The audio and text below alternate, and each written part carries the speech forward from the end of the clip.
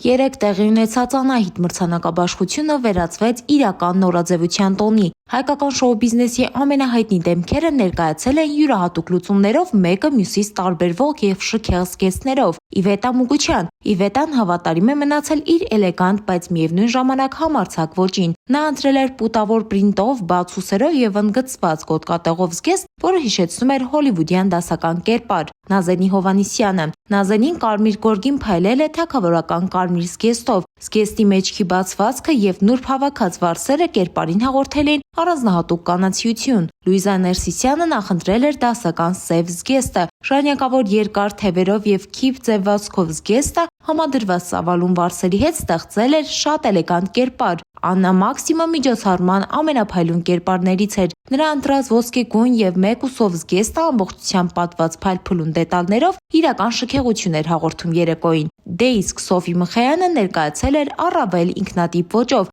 ընտրել էր կարմիր եւ սև երանգների համադրությամբ պիջակ զգեստ, որը համալրել էր նորաձև արևային ակնոցով։ Իսկ ում կերպարն է ձեզ ամենաշատը դուր եկել։